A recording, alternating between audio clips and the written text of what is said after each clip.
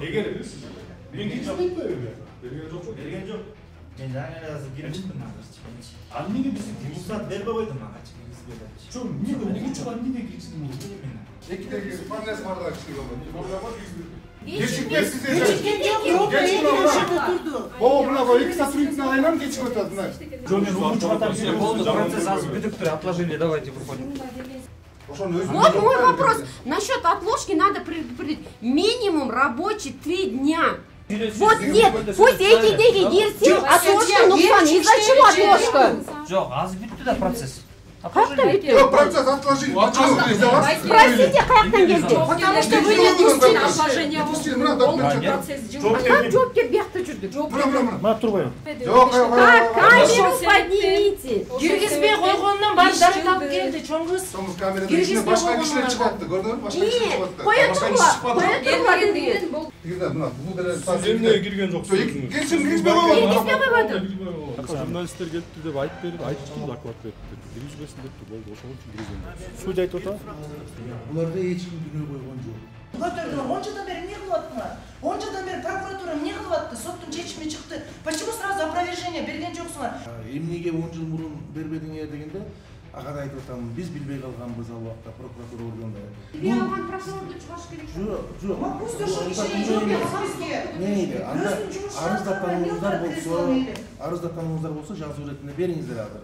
Бул жолкусунда мына жооптун иштен келип, жоон топ депутаттар келишип, бул жерден немени көтөрдү, акимчиликте чогулуш кылган көтөргөнбүз. Качан болду депутаттар? Атазыктар менен былтыр 2020. Мына бул Кыргызстандын эмгекчилеринин жери, мына прокуратура жакшы карабады дегенде, анан жогорку иштен болуп поручение түшүрүштү.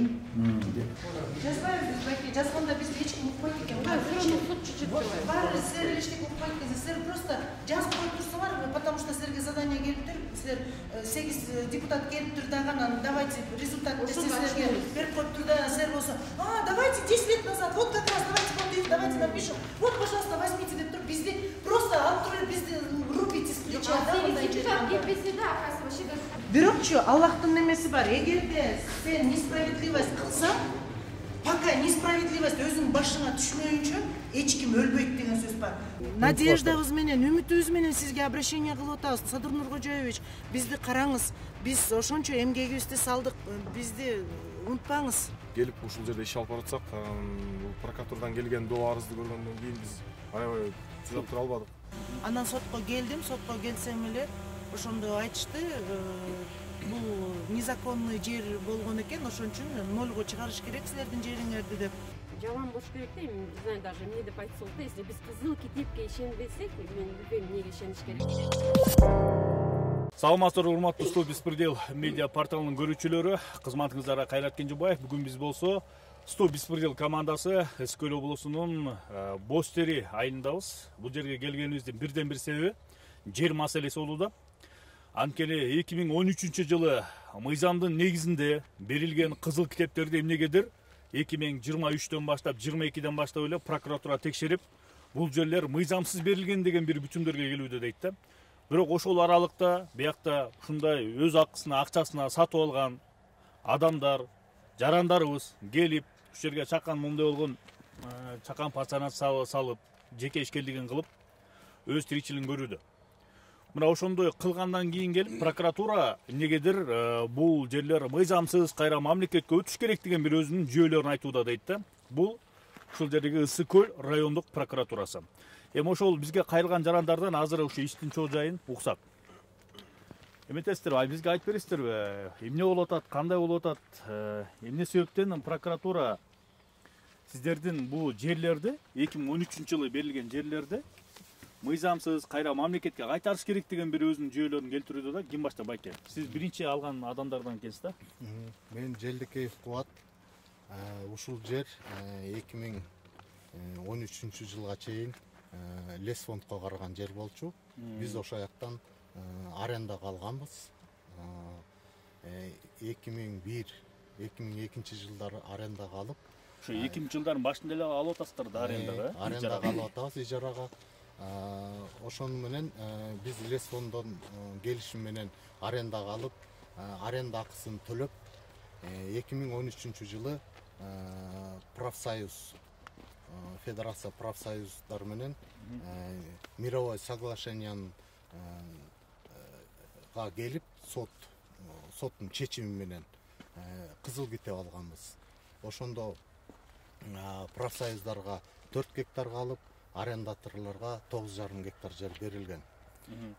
4,5 гектар ошону түшүнгөнчө профсоюзга кетип атат. Кыргызстан профсоюздар федерациясына кетип атат. 9,5 гектар арендаторлорго берилген. Соттун чечими бар. Андан бери мына 10 жыл өттү. Ошол 2013 жылга чейин 10 жыл аралыгы Лесфондго биз аренда төлөп келгенбиз. 2013-төн бери мына ушул жерге налог төлөп келатабыз. Федерация профсоюзга бул жер карабайт. Бул Лесфонддо болчу.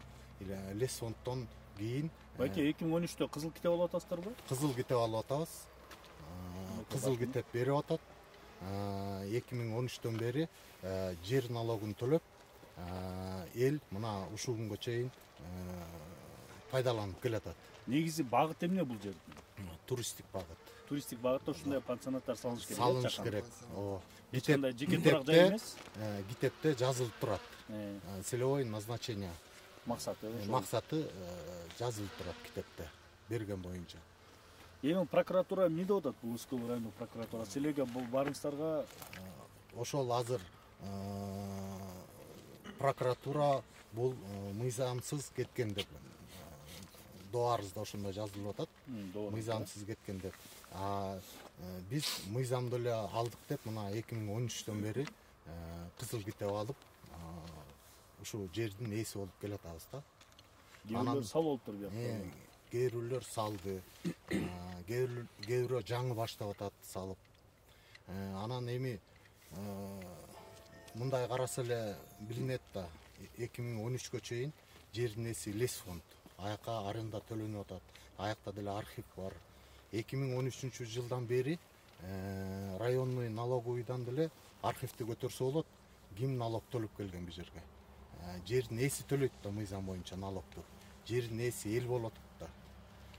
Анан ушул бир да тыйын төлөбөй налог. Анан бул профсоюздун жери деген кызык болуп атат да бизге. Себеби дегенде кызыл китеп кимдики болсо жердин ээси ошол болот да. Түшүнүктүү. Өзүңүз тааныштырып, аны айтып берсеңиз, кандай болуп алдыңыздар эле, канча жылдан бери ошол жердин ээси болуп келесиздер? Саламатсыздарбы, мен Разыкова Жамиля. Мен үй бүлөм атынан сүйлөйм. Анткени биз 2019-жылы буга чейин мындай көйгөйлөр болгонун уккан эмеспиз. Жер маселеси, Лесфонд, анан Лес профсоюз дегендерди уккан эмеспиз. Анткени бизге как добровольный покупатель катары эле бизге кызыл китептерди көрсөтүп эле могу жерди сатып алгыла деп бизге жерди предложение кылган. Биз 5 үй бүлө чогулуп алып, жаныбызда чогуу бололу деп 5 үй бүлө чогуу жерди алганбыз 2019-жылы. И ошо 2019-жылы жерди алып, ошо жерди кичинекей чакан гостевой дом курганбыз. Биз ушундай маселе болгонун билген эмеспиз. Мамлекеттен алганбыз, кызыл китеп түрүндө алганбыз. Эч кандай проблемасы боло турган неме болгон эмес. Мына кызыл китептерибиз бар, ар бирибиздики, ар бир жерди кызыл китеп менен мамлекеттики деп алганбыз. Мамлекет каттоо кызматынан да барып текшертип, эч кандай арест эмес, эч кандай көйгөй жок эле баарын текшертип алгансыздар. Ооба, бүт баарын текшерткенбиз. Госрегистрге барганбыз, госрегистрден сураганбыз. Проблема барбы, жокпу деп мен сурагам, потому что эми жерге вложение кылып аткандан кийин бул баары бир кийин проблема болбосун деп сразу сураганбыз. Эгерде жердин проблемасы бар болсо сразу айткыла, биз албайбыз десек, чоң кыз сиз каерде находитесь деди. Мен айттым, мен мамлекеттик неме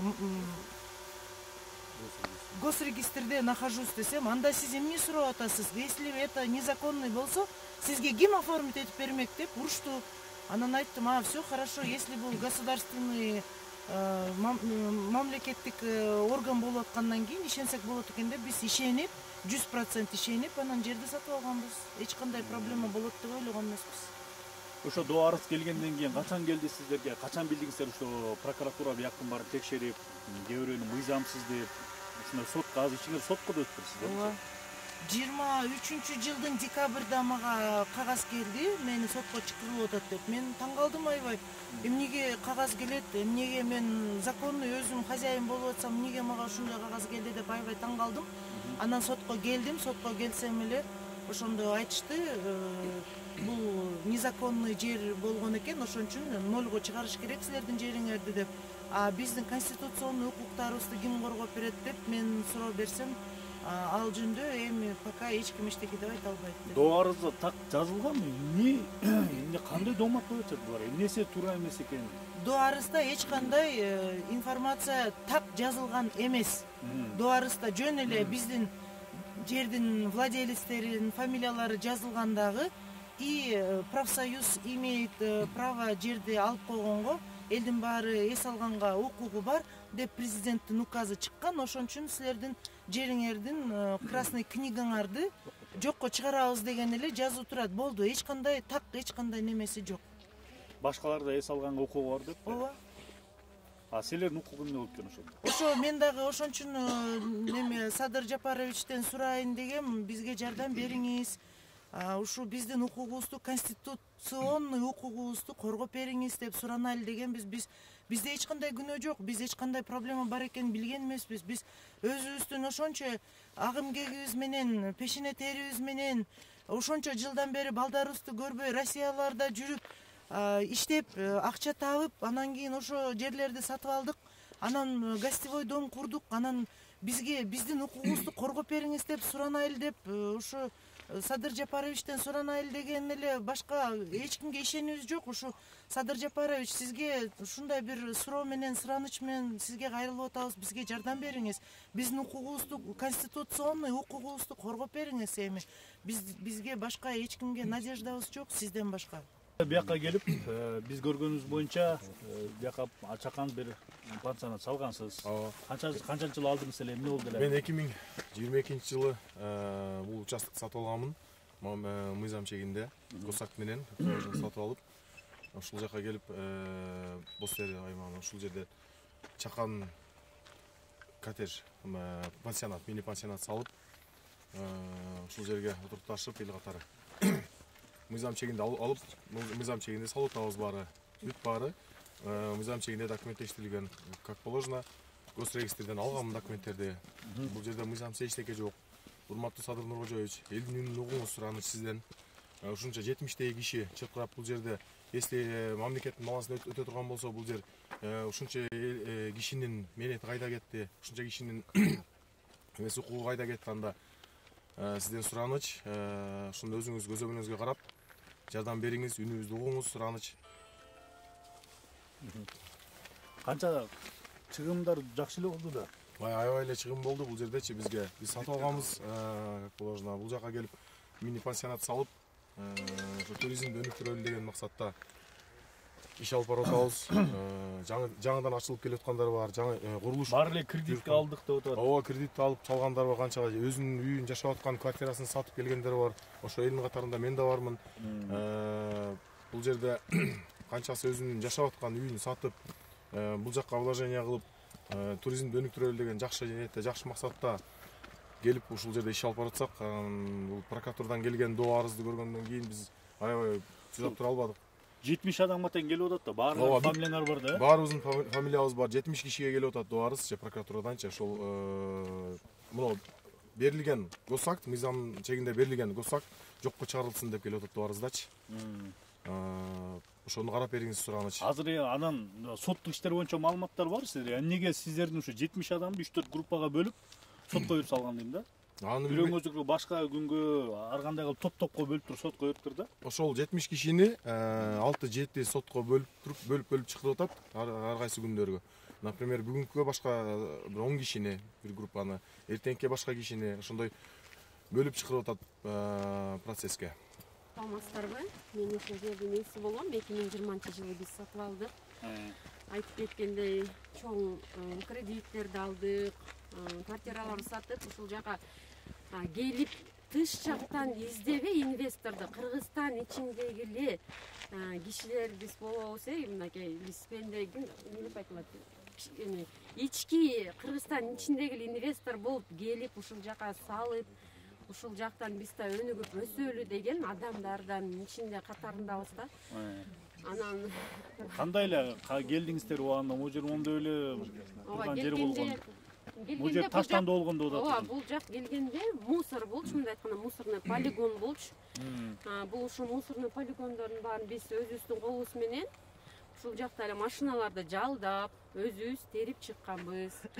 2-3 машина чыгарып, ушудан баштап биз салганбыз да негизичи. Ушундай кыйынчылык менен салып келип, анан бизге ушундай арыздар түшкөндө, бизге ушу прокуратура жактан сотко чакырганда биз аябай албетте жаман болдук, түшүнүксүз болду. Анткени биз мунун баарын кызыл китеп аркылуу алганбыз. Кызыл китепти азыркы учурда уже жокко чыгаруу деген ушундай таң калыштуу да. Анткени кызыл китепти чыгарыш аябай эле жаман болуш керек да. Не знаю даже эмне деп айтса болот. Если биз кызыл китепке ишенбесек, мен билбейм эмнеге ишениш керекпиз анда. Мүлктүн баягы кепилдиги да, ооба, биз ойлогонубузда гос регистрга барып мынтип регистрация кылып бизге кызыл китепти өткөрүп берип аткандан кийин анан мен мындан башка кимге ишенебиз да азыркы учурда. Ошон үчүн мен кайрылат элем биздин урматтуу президент Садыр Нуркожоевичке, биздин азыркы көйүбүзгө маани берип, кичине көңүл бурушуңузду суранабыз азыркы учурда. Анткени бул чоң маселе болуп эсептелинет.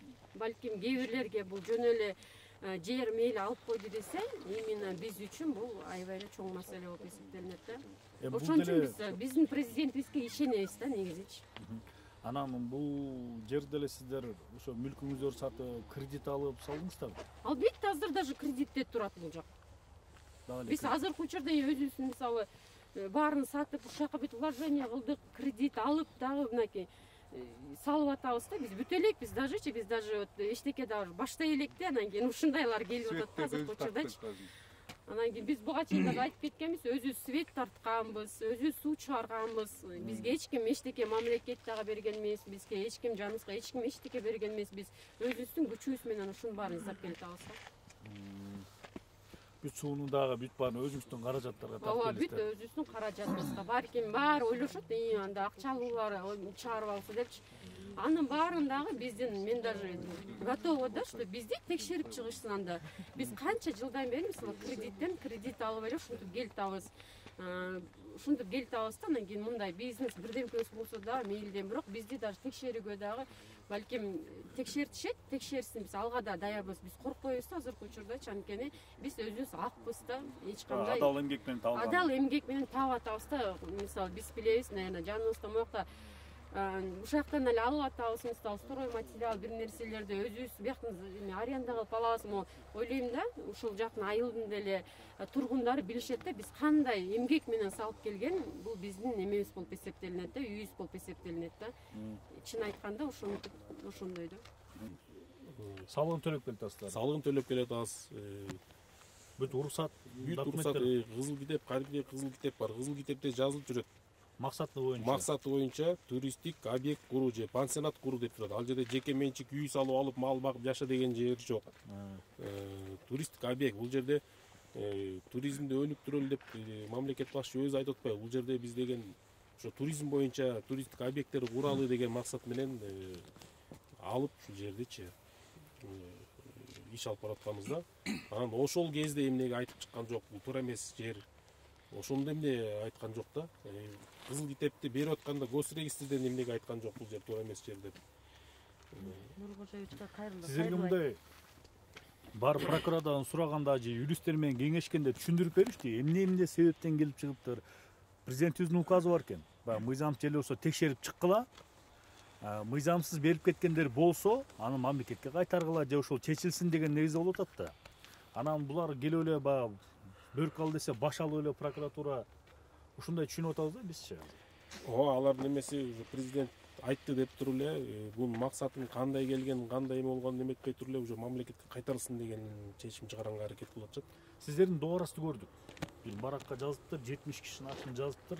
Указ менен ушундай текшерилсин деп, анан топ кылып туруп эле сотко бөлүп жибериптир да сиздерди. Ооба, башында баарыбызга бир келген. Баарыбызга бир келген. Андан кийин эле мунун баарын карап жетишпейт деп топ-топко бөлүп салып туруп, анан ар бир топту ар башка сот карайт экен. Ошону биз суранып кетелик, кайра бириктирип туруп, бир эле сот карап берсе, анткени баарыбыздын ишибиз бир. Баарынын иши бир болот. Түшүнүктүү, урматтуу көрүүчү, мынакей азыр ушактагы жер ээлеринин айткандарын баарын уктук. Эми болсо негизги эле суроо ошол мамлекеттик каттоо кызматына болмокчу. 2013 жылы эмне негизинде ушул адамдарга эмени бергенсиздер кызыл китептичи? Эмнен себептен? Анткени ошол жердин документациясы мамлекеттик каттоо кызматына турат да. Ал жер аресттеби, же соттолуп атабы же бул берилүүгө болобу, же ылайыктуу эмеспи, ошонун баары бул мамлекеттик каттоо кызматына тиешелүү. Азыр болсо ушу жарандар менен биргеликте мамлекеттик каттоо кызматынын бул Өскөл райондук башкармалыгына дейсизби, бөлүмүнө баралы, аякка да ушул суроолорду узатсак дейбиз.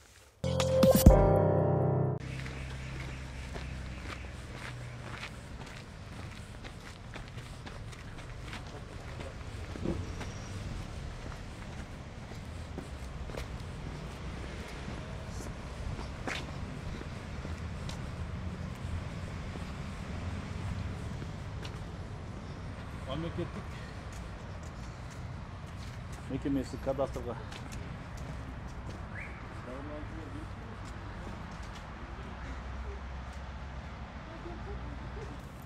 Ушул жагда участковый чоң менде жакшы кеткен.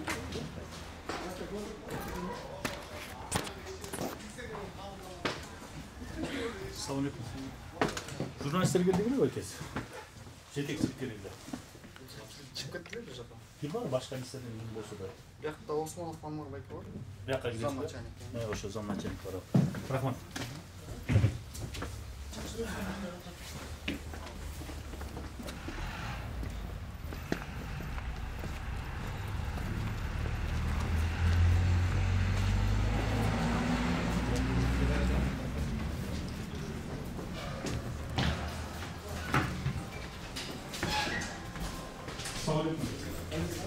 Осмонов дейт го, башчысынын орунбасары.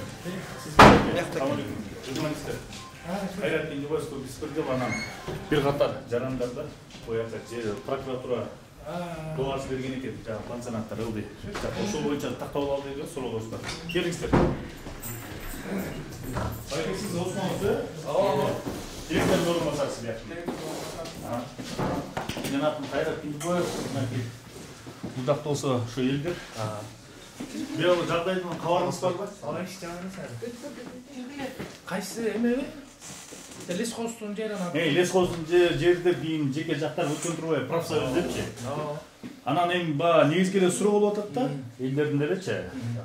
Кантип 2013 жылы ушул мамлекеттик каттоо кызматы берип атса, мыйзамдуу түрдө кызыл китепти берип атат. Анан эле 2022 жылга бул мыйзамсыз болуп калабы депчи. Эмне себептен кандай болуп берилди эле, мыйзамдуу берилди эле депчи. Анткени булардын баары орусча айтканда добросовестный покупатель. Баары кээ бирөө 2, 3, 4 болуп сатып алган адамдар экен. Баары куруп салышкан, болгон үйүн сатып, кредит алып, ушундай болгон да. Анан сиздердин жолук болгон болот, эмне болгон, кандай болгон? Кызыл китеп барбы? Ошо көрүп койсо. Бул боюнча биринчи профсоюз алган 2013 жылы эме менен соттун чечими менен 4 гектарлар өткөндө бирок жок 13 гектар алса керек эле. Анан кийин бул жерде ошол маалда лесхоздон договор менен алгандар бар болчу да. Ар кандай 1 гектар, 2 гектар, 50 сотка ар кандай площадьтар лесхоздун жери лесхоздон арендага алгандар бар болчу. Анан профсоюз келип тиги эме кыларда бизге келип каттоого келген 13 гектар соттун чечими менен келгенде биз каттай албайбыз, бул жерде деген эмелер бар, арендаторлор бар деп жооп бергенбиз. Анан жооп берсек, алар биринчи сотко беришкен. Ошолор атмена кылабыз депчи. Анан сотко берип, анан сот процесси жүрүп, канча убакыт жүргөнүн эсимде жок. Жүрүп туруп, анан кийин эме болгон, мировойго келишкен. Мировойго келишип, ошо эме арендаторлор мененчи. Мисалы сүйлөшүү жолдору менен, мисалы бирөөнүкү 1 гектар болсо, бизге баланчасын өткөрүп берди, силерге баланчасын өткөрүп берди. Соттун мировой соглашениясы бар. Ошо мировой соглашение менен ошо арендаторлорго берилген жерлери. Кызыл китеп берилген? Кызыл китеп берилген. Тиги биринчи профсоюз өзүнө алып туруп 13 гектарды кызыл китепти.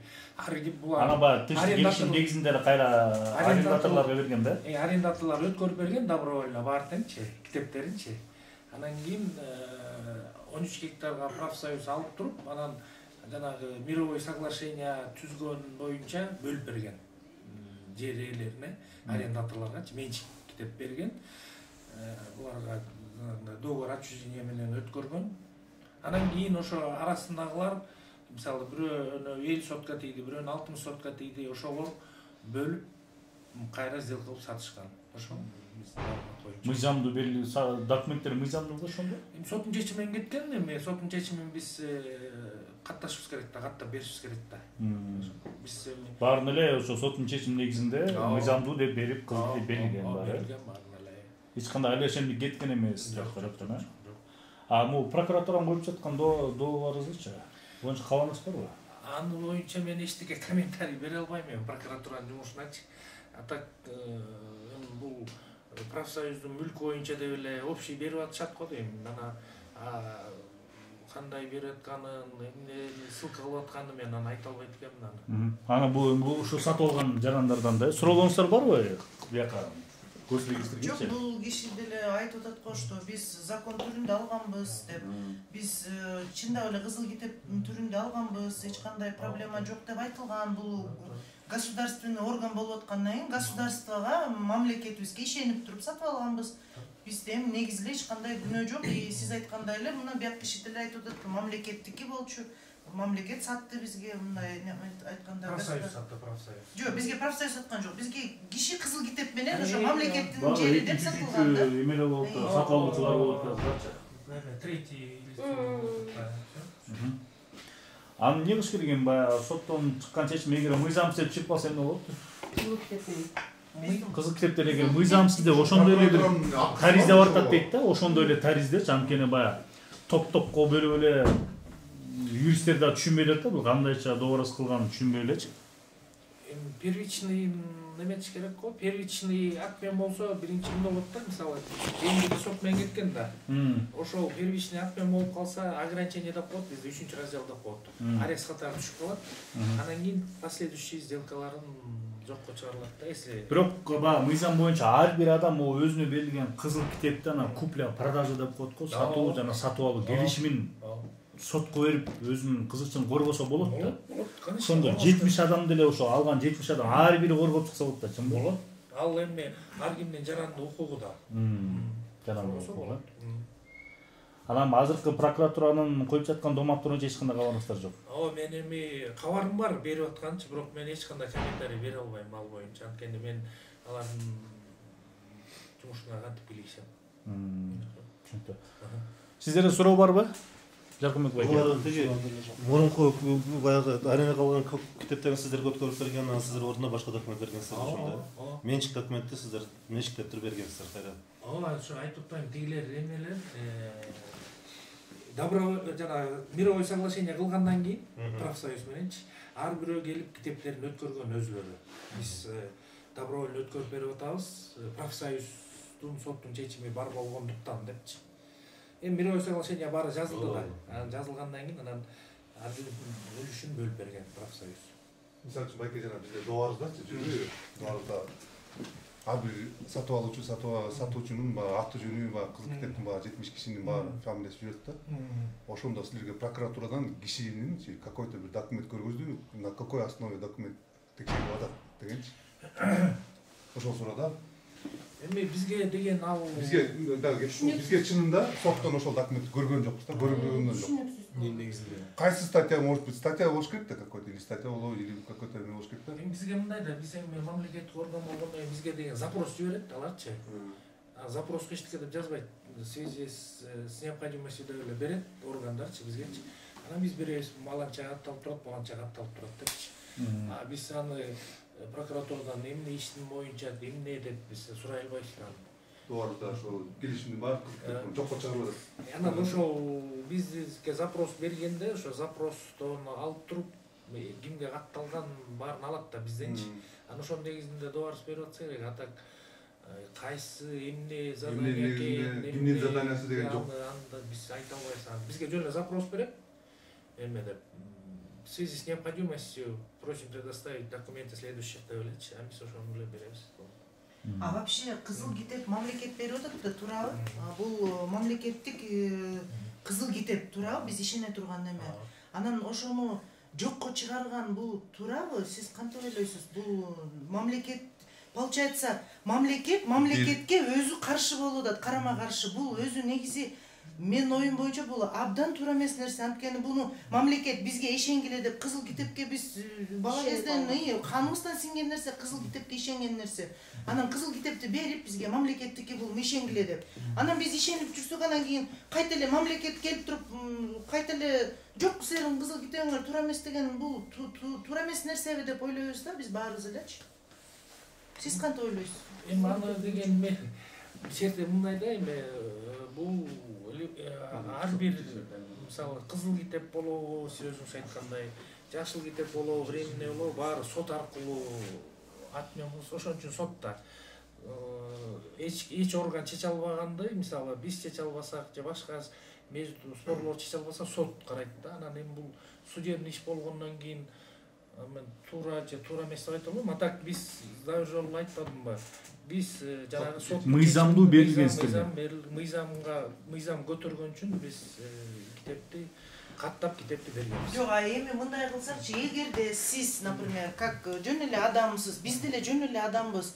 Сиз өзүңүзгө жер сатып алып, үй салып, анан ошол жерде жашап атсаңыз эле бирөө келип туруп эле сиздин кызыл китебиңиз туура эмес болгон экен, илгерки заманда мындай болгон экен, анан илгерки заманда тигинден сатып алып, анан бул мындан болду, анан мировой соглашение болгон экен, анан чыгып кетиңиз десе, сиз кандай болмоксуз? Биз азыр ошондой акыбалда турабыз да, биз бүт жашообузду ошого коюп койсок, биздин жашообузду келип туруп эле жок бул туура эмес болгон деп, биз күнөөбүз жок эле бизди чыккыла деп атат. Бул биздин жүрөгүбүздү аябай өйкөгөн, аябай чоң маселе болуп атат. Биз уктабай калдык. Канчадан бери уктабай элекпиз биз?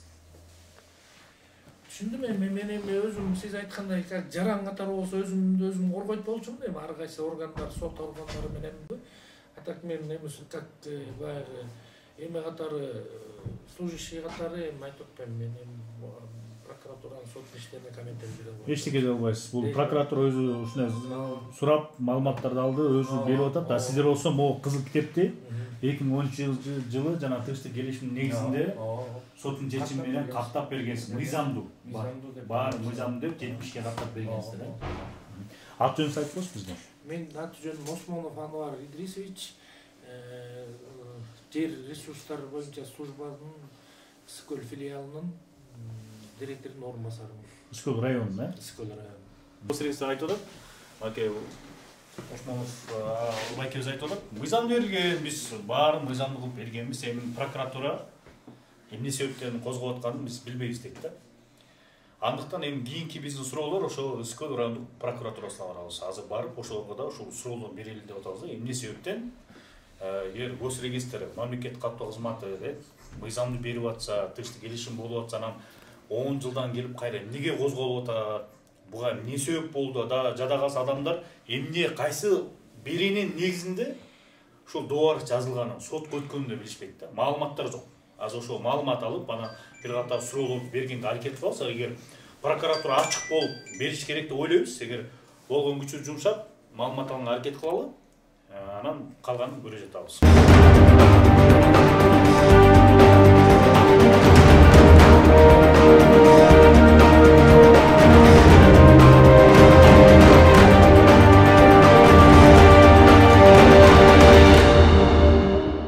Урматтуу көрүүчүлөр, азыр биз мамлекеттик кадастр мекемесинен чыгып, өзүңүздөр көрүп турган Искөл райондук прокуратурасына келдик. Дал ушул жерлерге президенттин жарлыгы менен договор жазып сотко өткөргөн дал ушул Искөл райондук прокуратурасы өткөргөн. Бирок ушу жарандар өздөрү деле билбейт, эмне кайсы беренин негизинде, эмненин негизинде, себеби эмне экенин деле так түшүнө албай жүрүшөт да. Азыр колдон келишинче прокуратурадан ушул жерлердин жагдайы боюнча, договор боюнча бир катар суроолорду узатабыз.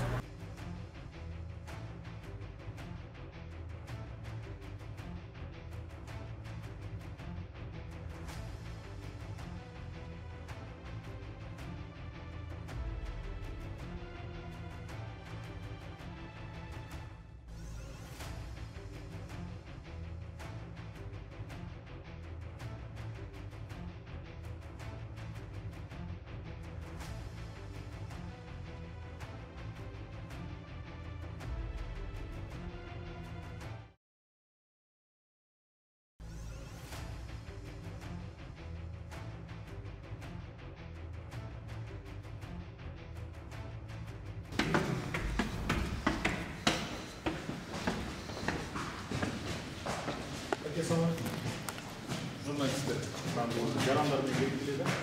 Жер боюнча пансионатында лесхоздогу жер боюнча. Doğrusu prokuratura berген экен, бирок көп түшүнбөй атат. Эмнеге бердиңиздер, эмне статьянын негизинде? Бул кече Кактус медиада жүргөндө Ошол жүрүңүздөр. Siz kim bu?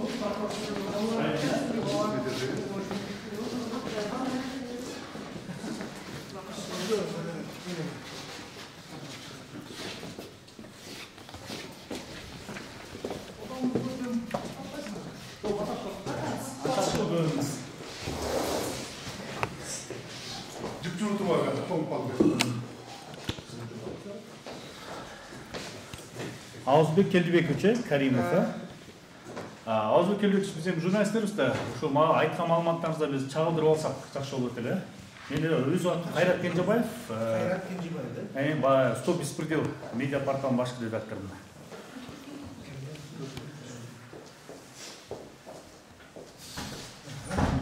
Ağızbek Keldibекович мынакей 2022 жылы болуп атат, сиздердин иш.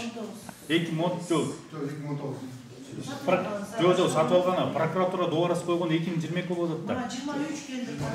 23 ошо эмне себептен эметилди, булар эми баягы добросовестный покупательбиз, анан биз сатып алатканда кызык деп берген, эч кандай арест болгон эмес, эч кандай проблемный жер эмес деп бизге саткан деп атат да. Анан кандайча бул доорус пайда болуп калды, эмненин негизинде анан баягы жазган доорустарды юристтер окуп түшүнүшкөн жок булардынчы. Эмне кандай күнөө коюп атат бизге депчи, ошону түшүнүп койсоңуз. Булар жерди сатып алган адамдар да кийинки покупатель. Буларга эч ким күнөө койгон жок. Булардын күнөөсүн биз эмеле кылбайбыз. Аныктаган жокпуз да, андай жок. Бул жер негизи жогорку кеңештен депутаттар жогонтоп 8 депутат келип бул жерде.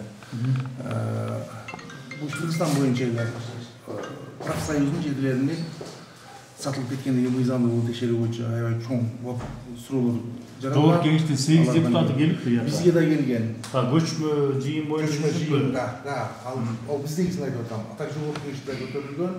Жогорку кеңештен соответственно эмеге башкы прокуратурага тапшырма түшүрүлөт. Башкы прокуратура областтан бизге келет. Анан биз текшерип чыкканбыз жерлердин мыйзамдуулугу боюнча, берилгендиги мыйзамдуулугу боюнча. Сиздерге эми общий профсоюз айткан боюнча я определенно кече Кактус медиада жүргөндөрдү айтып берейинби? Биздикин айтыңыз, биз ошо Түшүнүрсөңүз эми булардын анан профсоюздун кандай болушу Кактус медиадан ошол кишилер ошолор элебиз биз. Окшош эле эми бул кече чыккан алган жерлер эмес да, жалпы 22 ис келтирилген. Анан бул истердин ичинде кээ бирлеринде 70-80ден ответчик, кээ бирлеринде 10-20дан ответчиктер бар, жоопкерлер. Бул жер убагында 2013 жылы соттун мыйзамсыз чечими менен менчикке катталып алынган. Госрегистрге барганда госрегистр каттабаган, анан кийин тыштык келишимин түзүп соттон ошол мыйзамсыз соттун чечими чыгып калган 2013 жылы. Ошондуктан ошол соттун чечимин биз жекече сунуш келтиргенбиз. Азыр областтык сотто кароо стадиясында турат, ал карап атат. И кийин анан 970га жерди ушул боюнча кече суроо көтөрүлдү да, эми 970га боюнча тактаганда булардыкы дагы ошол жанагы келишим кылып эле анан менчикке алып алышкандагы алар өздөрү акысыз алып алган жерди. Акысыз бул деген бардык эмгекчилердин жери болуш керек да негизи. Мен түшүндүр, ар бир профсоюзга каяктан келет? Бул айына биз отчисление кылабыз, айлыгыбыздын бардыгы эмгекчилер. Ошолордон курулган, союз убагында курулган пансионаттардын жерлери, ошого бөлүнгөн жерлерде жанагы акысыз алган адамдар анан союзчулар аны раздробить этишкенде бөлүп анан сатып жиберишкен. Сиздер как раз ошол сатып алган жактарсыздар да. Анан жер кодексинин азыр мен түшүндүрүп коеюн, анан кийин суроолорду берсеңиздер болот да. Анан бизде жер кодексинде 119 статья бар. Жер талаш маселеси только сот тарабынан гана чечилет деген. прокурор чечип кое албайт, башка бир мамлекеттик органдар талаш кылып турган болсо чечип кое албайт. Ошондуктан биз баардыгын сотко бергенбиз, акыркы сөз баары бир соттон чечилет. Биздин берген доо арыздар канааттандырабы, канааттандырбайбы, аны эми сот мыйзамдуулугун карап көрүп сот чечет. Суроодон бар, бир эле суроо берейин деп атат, мен деле түшүнүп атам баарынча. Акыркы сатып алган бул жарандардын укугу ошол кредит алып, үйлөр сатып берип алган экен, ошол жерге чаккан пансионаттар салышкан экен. Булар эмне болду? Азыр көрүңүз. Мындай түшүнөлүчү, мен кече внимательно көрдүм да видеону дагы, анын жазгандарын дагы, сүйлөгөндөрүн дагы уктум да. Биз жер маселесин гана көтөрүлдү бизде. Себеби пансионатты алып койгон жериңиздер жок, башка эмес, бул жер маселеси. Жер маселесин сот чечет. Сот четсин. Ошол мыйзамдуу берилген убагында же мыйзам бузуучулук менен да. Биз жанагы нарушениелерин көрсөтүп, кайсы мыйзам бузуучулуктар болгон ошону берип атканда, профсоюздун жери менчиктешүүгө жатпайт деп мыйзамда так жазылып турат. Ошол себептен биз баарын истерди келтирдик. Анан эгерде биз утуп прокуратура доо арыздары баары канааттандырылган болсо, анда маселе үстүндө пансионаттар бар. Пансионаттар балдар сиздердики. Аны эч ким талашкан деле жок. Исти внимательно окуп көрсөңүздөр, только жер жөнүндө сөз болуп атат бул жерде. Жер жөнүндө. Анан эми ал экинчи, үчүнчү вопростор. Ал первоначальный вопрос болуп атпайбы? Первоначальный, потому что жердин баасынан үстүндө турган мүлкүбүз уже андан кымбат болуп атпайбы? Биздин жашообуз ошонун ичинде болуп атпайбы? Сиздер жөн эле жер деп атасыздар, укугу жок деп атасыздар, туура эмес деп атасыңар. Бирок мына азыр биз госрегистрге бардык, ошол жерден айтышып атат. Бул бүт законно кылынган нерселер дейт. Закон түрүндө жазылган, закон түрүндө берилген дейт кызыл китепти. Биз закон түрүндө да сатып алганбыз. А эмнегедир азыр эми мына незаконный болуп калып атат. Сиздин сөзүңүз боюнча. Дополнительно какой-то статья бар деп атпайсызбы? Только сот чечет депчи. Получается, сен бул 13-жылдын сотту вообще эме деп атасың да? Жокко чыгарып атасың да? Ошол убакта кайра сот чечет деп атасың да? Ошону түшүнбөй атам да. 13-жылы сот чыгарган экен, чечимди, что бул жер ошол кишилерге берилсин деп. Бирок ошол убакта сиз айтып атасыз, закон Арамызда юристтер барбы, жокпу? Жалпак менен түшүнүктүү кылып түшүндүрүп бербейминби, 2013-жылы сот чечкен. Мировой деп бекерберди кылып коюшканда, Мировой менен ошол 947-га берилип кетти соттун чечими менен. Ушул соттун чечимин биз макул эмес болдук дагы азыр.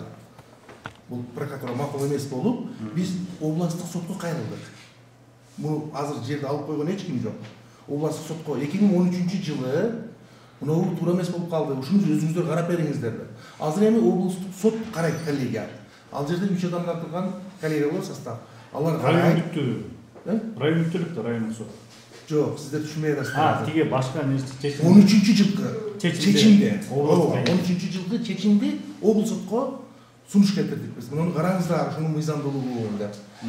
Биринчи инстанциядагы сот ушуну алып берип койсо болобу эле, болбой беле. Муну статьяларга ылайык, бул болбойт болчу деп аны ага бердик. Кийин алгандан кийин последующий сделка деп коет. Кийин анан сатып алуу кылып кетип атпайбы? Сиздер бизде күнөө жок деп атасыздар. Сиздерде действительно күнөө жок. Сиздер акчага берип алдыңыздар да. Договор купли-продажа туруп атат. Туруп атат. Да, ошон үчүн жарандык тартиптеги талаш. Только сот чечет немеде. Биз деле барып сотко барып атабыз. Өзүбүз чечип койгон жерибиз жок. Прокуратура өзүнчө чечип кое албайт. Биз сотко беребиз. Сот чечет да. Муну бергенде биринчи инстанция чечет. Сот деген болсо, ата сиздер түшүнмөңүздөр да, бир гана сот бар деп. Бизде 3 инстанцияда сот бар. Биринчи инстанция райондук сот, анан административдик сот бар. Экинчи инстанция областтык сот, анан верховный сот бар. Мунун баарын аягында точканы ошол сот. А можно тогда еще вопрос? Если сиз айтып атасыз, мына жаркын айтты, сот чечет деп.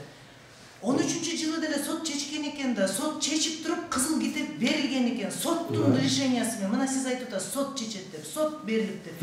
Эми сиз мына айтып атасыз, областной сотко силер жанагы биринчи неме жердин ээлерине бериптирсиңер дагы, областной сотко, туурабы? И теперь районный сотторго бизди бердиңер, туурабы? Получается, почему? Токтой туруңуз, менин суроом бүтө элек еще. Областной сот сотко жердин жанагы 13-жылы незаконный болду деп силер решенияны опровергать этиш үчүн тияктан сот кылып атасыздар да. А эмне үчүн ал сот бүтө элек жатып, бизди бияка районный сотко берип атасыздар? Тияк сот чечим чыкса, эгерде незаконный деген болсо, анда биякта районный жанагы биздин сотторубуз анда уже пустышка болуп атпайбы? Почему силер тияктан чечимин күтүп туруп, андан кийин бияка бизди сотко чакырбай, тияка дагы сотко чакырып, бияка бизди 3-4кө бөлүп туруп, дробить этип туруп, бияка сотко чакырып атасыздар? Эмне үчүн ошондой силер туура эмес кылып атасыздар? Эмнеге бизди жөн эле чуркатып атасыңар бияка тияка, как оюнчук катары кылып? Да, просто эмне үчүн группага бөлгөнсүңөр да? Во-первых, группага, а почему бияктын тияктын решениясы жок, бияка сотко чакырып атасыздар? Эмне үчүн 10 жылдан кийин ошол жылы 2013 сразу мына 1 айдын ичинде 2 айдын ичинде каралса болбойт белесиз. 15 күн биз ичинде караш жытыбызды алып алып келбейт элек. Бизге кереги жок болчу. Такыр кереги жок болчу. Чын 10 жылдан бери эмнеге көтөрдүңөр?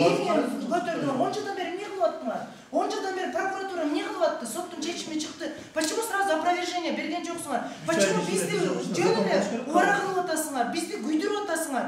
Биз действительно бизге кереги жок нерсени кылып атасыңар силер. Прокуратура 15 күндүн ичинде бериш керек болчу негизи ошо 13-жылда 15 күндөн кийин обжаловать этиш керек болчу да. Силерде закон бар болчу да, канча күндө ошол кезде берсеңер ошол сөздөр болбойт эле, такыр эч кимге жолобойт эле, барбайт эле, профсоюз өзүнүн жерин алып жата бермек. Биз жерди алмаган эмеспиз. Шагы жүрө бермекпиз, эчтеке жумушубуз жок болду. 2013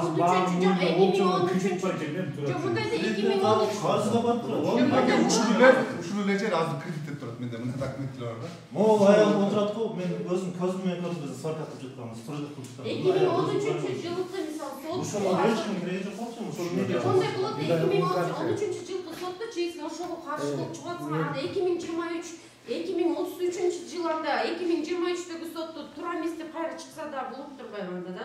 Если сот 10 жылдан бери 10 жыл сайын можно касаторда сотто ишенбеш болот экен, ишенбеш керек экен. Кыргызстанда эми кызыл китепке ишениш керек, кызыл китепти закон 2013-жылы баарын алдыктар. Эми 2023-жылы жок, аларга монтип ишенишпей атышат. Я вообще не понимаю этого. 10 жылдан берчи текшерилет мен жалпак сөз менен айтылып кетти, бирок биздики 10 жылдан өтүп кетет. Алдагы да бар да. Билбейм, кандай түшүнгөн жокмун. Суроолор болдубу? Мен ушул айткандарға жооп койсоңуз. Эми жооп берип коелу. Жана облус сотко бергенде тиги жакты берди, бул жака келгенде сиздерди сотко берди деп атпайбы? Биз адамдарды берген жокпуз эч ким сотко. Договор купли-продажаны, сатуу алуу келишимдерин берип атабыз, а аркада соттун чечимин. Сот чечет туура, но бир инстанция чечип койбойт да биздечи. Туура түшүнүңүздөр да, бизде бар бир инстанция туура эмес чечип алган болсо, аны экинчи инстанцияга даттанса болот. 10 жыл күтүш керек беле? Ушул маселе алып келек бар, даттануу бар. Аныңыздарга да жооп берип коеюн. 15 күн ичинде караш керек. 15 күндө каралыш керек болчу. Муну биз азыр ошол убакта прокуратурага катышкан эмес, прокуратура билбей калган деп мөөнөтүн калыбына келтирип бергиле, ошол сотто деп туруп биз өтүнүч келтиргенбиз сотко. Эми аны дагы сот чечет. Областык сот чечет. Жок, мөөнөтүн калыбына келтирбейбиз деши мүмкүн, же келтиребиз дейт. Акыркы точканы облус соттон кийин гана сөз кылабыз. Бул жактыкын дагы соттун чечиминен кийин гана биз мамлекеттин кызыкчылыгын көздөп сотко дуарыз гана келтирдик. Эч алып койгон эми андай түшүнбөңүздөр силер азыр. Дуарыз келтирдик. Акыркы сөз баары бир сотто турат, соттун чечиминде. Жок, 10 жыл өттү. 10 жылдан бери ушуну күтүп отура берди. Убагында кылган жоксуңар. Хорошо, эмнеге силер билбейсиңер? Силердин бул конкретно силердин жумушуңар. Почему ушундай разбирательство болуп атса, прокуратура билбей калат? Почему? Это первый вопрос. Во-вторых, 10 жылдан бери эмнеге унчукпай күтүп отурасыңар? Госрегистрге барып туруп 13-жылы туура эмес болуптур деп, даже 15-жылы ошону жок, мындай чечим болбойт десеңер, биз барып алмак эмеспиз ошону. Жок, бул силердин конкретный жумушуңар да. Почему разбирательство болуп калды, сен билбей каласыңар? Эстеп кеттиң да, всё, заказга каршы чыгыш керек. Силер жашап атсаңар эле бирөө келип туруп үйүңөн чык, бул менин үйүм десе кандай абалда болосуңар? Жок, чык деп сиздерди соттун чечими болсо жок, эч ким айта ал сот чечет. Эми мындай кылалы. Арыз муңуздар, даттанууңуздар болсо жазуу иретинде бериңиздер. Мен кагаз берейин, ручка берейин. Жазасыздарбы? Калтырып кетиңиздер, карап, расмий түрдө жооп берели сиздерге. Могу жерде кайым айтышып отура бербестен. Негизинен болгон немени мен түшүндүрүп бердим деп ойлоймун да. Эмнеге 10 жыл мурун бербедиңер дегенде, ага да айтып атам, биз билбей калганбыз ал убакта прокуратура органдары. Хотя мен келгениме, бул жерге келгениме 1,5 жыл болду. Ал убакта мен башка жакта болчумун. Бирок жок. Эми билбей калган прокурорду чыгаш керек. Жок. Пусть ошол киши жооп берсин. Мейли, анда арыздатууңуздар болсо жазуу иретинде бериңиздер азыр. Бизге бирөө арыз менен кайрылса биз карап текшербейбиз да. Бул жолкусунда мына жогорку кеңештен келип, жоон топ депутаттар келишип, бул жерден немени көтөрдү, акимчиликте чогуу иш кылып алып көтөргөнбүз. Качан болду депутаттар? Атазовдор менен былтыр 2023 шайлоого бардык, анан кийин Ала тоого бардык, Голубой көлдүн өздөрүнө бардык. Анан Бостерге барганда биз эми убактыбызды uzактап биз барбадык. Бактарда биз да барып жүрдүк. Мындай жерлер кетип калды. Мына бул Кыргызстандын эмгекчилеринин жери, мына прокуратура жакшы карабады дегенде, анан жогорку кеңештен болуп поручение түшүрүштү. Анан алар баш прокуратура областка берет, область бизге берет. Ошонун баары көрсөтүлүп, демек башталышында жана жооптоп келген депутаттан баштап келген жогорку кеңештен жогорку кеңештен эми ошондой деп айтсак болот да. Кийин анан ошол вопростон келип неме болгон да. Жогорку кеңештен немелер келип, тапшырмалар келген бизге. Текшергиле карагыла. Ошондон кийин гана текшерип, ошондон кийин аныкталды. Ошон үчүн биз дуарыз келтиргенде сөзсүз дуарызга мөөнөтүн калыбына келтирип бергиле. Убагында биз билген эмеспиз, сотко катышпаган прокуратура деп аны да келтиргенбиз. Ошон үчүн бул жерден азыр алып коюп атат деген түшүнүктөн алыс болушуңуздар керек. Муну баары бир акыркы сөздү сот чечет. Жокко чыгарылган деп сиздер жаздыңыздар да кагазда. Биздин милдетибиз бул. Эгер биз аныктаган болсок мыйзам бузуучулукту, анда биз мыйзам боюнча чараларды көрүшүбүз керек. Жерди алып койсун, мындай алып койсун деп өзүбүз чечим кабыл ала албайбыз. Биздин укугубуз жок прокуратурада. Ал укук только сотто. Ошон үчүн биз сот органдарына кайрылып атабыз дуарыз менен. Азыр келүүчү бир гана ушу сиздердин 9 гектар жериңиздер деп түшүнбөшүңүздөр керек. Бир гана ошол Бостерде болду, же Ысык көл районунда эле болду деп түшүнбөңүздөр. Бул Кыргызстан боюнча профсоюздарды текшерүү маселеси көтөрүп, Кыргызстан боюнча эме болунган. Сиздерден сырткары, мындай айтып берейин сиздерге, жалпы бизде 22 дуарыз келтирдик да. Ушу район боюнча эле? Ооба, биздин гана район боюнча. Себеби бизде көп Ысык көл районунда профсоюздун эмелери көп. Мына Ала тоо боюнча биз келтирдик. Голубой көл боюнча келтирдик. Шолпон ата деген бар анын жанында. Ал боюнча пансионат көлдө Бостери дел кайсы жерде нарушение болгон болсо мыйзам бузуучулук, ошонун баарына келтирдик. Эми бул арызда болсо жазуу эме ошол убакта 13-тө эмне болду да? Ошол убакта деле прокуратура болгон, ошол убакта деле мисалы госрегистр болгон мамлекеттик кызматычы. Анан ошондо бир алешендик кетти деп атпайсыз, билбей калдык депчи. Бирок бир жоопкерчиликти бирөө алуу керек да, ошол убакта ошондой алешендик кетирген депчи. Кимдир бирөө мисалы прокуратурабы же мамлекеттик каттоо кызматыбы же ошону саткан адамдарбы же профсоюздун ошо жери сатылбайт деп турса кантип сатып жиберип атат да ошол. Алардын жоопкерчилиги мына каралат ошол жоопкерчилик. Сотко тартпа ошол сот жоопкерчилиги. Каралат, мыйзам чегинде каралат. Мен аларды соттотобуз деп айткандан азыр алыспын, эмеге дегенде. Бирок алар да текшерилет. Текшерилет. Алардын аракетине сөзсүз биз юридикалык баа беребиз. Мына суроону берген ушул неме акыркысы болсун, юридикалык баа беребиз. Бирок мындай деген нерсе бар да, уголовный кодексте давность деген нерсе бар. Мөөнөтү өтүп кеткен болсо, тата күнөөлүү деп ошону менен кыскартышыбыз мүмкүн, бирок бул күнөө кылган деп. Бул азыр катталат, ошол адамдар баягы тиешелүү жумуштарга барганга мындай определенный ограничениялери болот да. Добросовестный покупательдердин укуктары корголобу? Буларды эми корголобу же бозголобу деген болот да. Жок, силерди эч ким күнөөлөгөн жок да. Мына адам мыйзамсыз алыптыр деп бир жерде жазуу жок. Мыйзамсыз сатылган жерлер башында сатылып кетилген деген нерсе бар. Анан эгерде ошол болуп эле жерлер кайтып аткан болсо, ошол жооп күткүңүздөр келип атат да. Тада бизде гражданский кодекс боюнча регрессный иск деген болот. Сиз кимден алдыңыз жерди? Ал киши өлүп калсачы? Билем анын наследниги болот, башкалары болот, ушу жарандык тартипте. Анын акчасы жок болсочу, азыр биз уже көп жыл мурда сатып алдык. Анын акчасы жок. Анан биз жөн эле күйүп кетип атпайбызбы? Бул маселе баары жарандык тартипте, жарандык Акылыш тартипте кыйын. турган нерсе.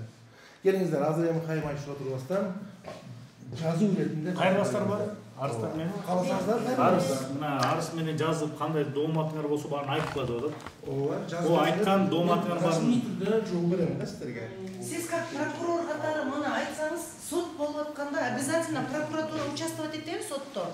Сотто всегда прокуратура участвовать этеби? Доордун ээси прокуратурада, булар келиш керек. Жок, буга чейин, например, 13-жылы сот болгондо прокуратура участвовать этпи? Любой сотто прокуратура участвовать этеби? Жок, жок. Баарында участвовать ете албайт, себеби бизде эсебизде жетпейт. Обязательный участие прокурора деген статья бар дагы, ошол перечень көрсөтүлгөн. Балдардын укугу болуп аткан жерде усыновление, удочерение, башка ушул немелерге сөзсүз түрдө алардын укугун караганда сөзсүз катыша турган перечень бар. Болду. А калгандарына азыр деле канча жер талаш маселе болуп атат, биз өзүбүз келтирсек биз катышабыз. А башкалардан биз катышып жок. Сөзсүз эмес. Биз эми мындай да закон боюнча гана иштейбиз. Закон кандай болсо бизде ошол боюнча. Анан бизге арыз менен кайрылса, мамлекеттин кызыкчылыгы бузулуп калган болсо, анда биз дагы кайра сот органына кайрылабыз. Келиңиздер. Биринчи саткандан да кишилерди эмнеге алар спокойно жатышат да, мен таң калам да. Эмне ошолорду прям мечпейт да. Алар последний биз чыккап жүрөбүз да. Бүгүн спокойно ошолорго жатышат. ошо надо было тогда уголовное дело уже ачыш керек. Аларга мынау жарандык тартипте талаштар өткөндөн кийин сөзсүз алардын аракетине баарына баа берилет. Баягы акысыз жерди албадыбы биринчи. Анан кийин аны бөлүп туруп сатып ийгенде бул 947-ни бир алып туруп эле анан раздрайв этип. А почему сиз айтып атасыз акысыз деп? Аларда кызыл китеп менен алышып турган. Почему сиз акысыз деп айтып атасыз? Аны да соттун чечими менен алып сатышкан экен да. Сиз айтып атасыз акысыз деп, бирок булар соттун чечими менен кызыл китебинде закон түрүндө алган экен да. Эми буну кандай кылып түшүндүрүп бересиз бизге? Мындай кылалы. Суроону, мына эженин суроону азыр акысын жооп берейин. Калганын жазуу иретинде арыз бериңиздер. Эгерде профсоюз ошол убакта саткан болсо, кассага бир нерсе түшмөк, ал жок. Муну башында мировой соглашение кылып түздүрүп туруп эле, мынчасы буларга, мынчасы буларга деп сот арыктап коюп атат. Биз ошол соттун чечими туура эмес болуп калыптыр деп, областтык сотко сунуш келтирип атабыз. Ал эми карап, экинчи инстанцияда сот чечет. Жок, карак, биз ушуну биз эме тактап коюшту, ушул сөз боюнча. Эме билдиңиздер болсо, жазуу иретинде. Леспостон, дежурныйга берели. Леспостон баке, Леспостон ушул жер бир эле жумага эме профсоюзга өткөндө, андан кийин анан элдерге тарап кеткен да. Бирок азыр ушул Караколдун соту, скорее всего, ошол задним числом ошол 13-жылын жоктоп туруп, ошо кызыл китеп алып берет деген ойдобуз да. Профсоюзга. Бул биздин аркабыздан эле иш болуп атат да, биздин аркабыздан эле. Болсо бериңиздер, болбосо мен болгон жок. Прокурор айтып атат, эми акыс суроосу болсун, арызга жазгыл деп. Дооматыңыздар болсо, жазуу иретинде калтырыңыздар, биз расмий түрдө жооп берели. Бирок биз түшүнгөн боюнча бул жарандарды эми сот деле таразасына коюпсуздар да. Ооба, сөзсүз. Сот алса алды, калкса калтырды, ошондо соттун чечкени, сот чечет. Эми сабып алган үйлөр бар, пансионаттар эмне болот? Биз азыр ал вопросту бүтүргөн жокпуз. Только жер деле көтөрүп атат. Сиз не можете отделить жер от пансионата. Спокойно говорите, без жер деле айтып атасыз, то, что үстүндө. Вы же не можете отделить землю, мы же не можем поднять и вынести. На колесах, к сожалению. Ооба да. Пансионатта биз курганда уже бетонго курганбыз да, дөңгөлөккө курган эмеспиз. Алып туруп сүйрөп башка жакка салып коюп коелу деп. Андай сиз бөлүп кое албайсыз жер менен пансионатты. Мунун арты барып конфискацияга койгон. Ал маселе азыр көтөрүлгөн жок бизде. Бизди жерлердин берилишин мыйзамдуу текшергенде ошол гана участок текшердик. Жерлердин берилишин мыйзамдуу гана текшердик азыр. Башка маселе көтөрүлгөн. Мен бир суроом бар да. Канаттандыңыздарбы прокурордун? Жок, мен канаттанган жокмун. Мен оюм мындай да, эмнеге ошондо профсоюз эгерде эле жерин сатса мамлекеттин казынасына акча түшөт эле деген суроо болуп атат да, туурабы? Сиз азыр ошо профсоюздун чөнтөгүнө акча түшөт эле деп айтып атасыздар да, туурабы? Если ошо маселе ошондой эле болсо, ошо биринчи канча киши жерди алган болсо, бизге тийишпей, биз уже кийинки покупательбиз. Ошолордон базардын баасы менен жердин акчасын төлөп бер деп туруп, ошо кишилерден эле гана жердин акчасын алышыңар керек. Профсоюздун чөнтөгүнө акчаны түшүрүш керек дагы. А калган кийинки сатып алгандар уже биз акчаны төлөп сатып алганбыз да. Булар биринчи келишим болгондо булар ошол сот чечет. Сотко келтиргенде ушу договордорыңыздарды айтасыздар, анан сот акыркы точкага коет. Бул профсоюз ошол бизге төлөндү дегенде, булар 4,5 гектарды бизге акыс катары өздөрүнө алган экен. Биздин түшүнүгүбүз боюнча 9,5 гектар акчасына берген деп мен түшүндүм. Бул оңдолматыңыздар болсо, арызыңыздарды калтырып кетиңиздер. Жүзөгө прокурор жумуш калтырабызбы? Ооба. Значит, 10 жылдан кийин сиздин ордуңузга башка бирөө келген болсо, ал деле сиздин немеңерди туура эмес деп туруп жатпашыңыз керек. Мынакей азыр Каримов Азбек Искөдөнүн прокурору айтып атат. Бул жерде жер эле маселе болуп атат. Силердин пансионатка же силерге мыйзам салдыңар деген маселе болбой эле. Биз азыр ошо 2013-жылкы жанакы тынчтык келишимди түзгөнүн экинчи инстанция облустук Ысык-Көл облустук сотуна берип, мөөнөт калыбына келтирип, анан жанакы белгилеген чыккан чечимди жокко чыгарып туруп, бул жерлердин баарын кайра профсоюзга өткөрүш керек дегендей маселе болуп атат. Бирок бул жактагы жарандардын салып алганы, жанакча олчогон акчага жерлер сатып алганы боюнча эч маселе, булардын укугун корголоо, ал жөнүндө эч кандай маселе болбой эле. Баарын сот чечет деп атат да. Бирок эмнегедир бизде кызыктырган нерсе 2013-жылы ошондой эле прокуратура болгон, мамлекеттик каттоо кызматы болгон, ошол ким жоопкерчилик алат? Ким жоопкерчилик алат? Бул добросовестный покупательдер, адамдардын сатып алуучулардын дагы укугу кантип корголот деген маселе болот. Жазбайбыз баки, жазганда бизди эч ким укпайт экен. Баары силер эчтеке укпайт экен. Силер просто жазып коюп турсаңар, потому что силерге задание келиптир. Силер 8 депутат келиптир дагы, анан давайте результат силерге берип коюптур да, силер болсо, давайте 10 лет назад, вот как раз давайте напишем. Вот, пожалуйста, возьмите деп туруп, бизди просто алып туруп, бизди рубите с плеча, да, мындай депутат келбесе да, акасы вообще даже профсоюз каралбайт. Бирок прокуратурамыз кайра жалпы өзүнчө аларга да кайра жалпы кылат. Башка бергенчи,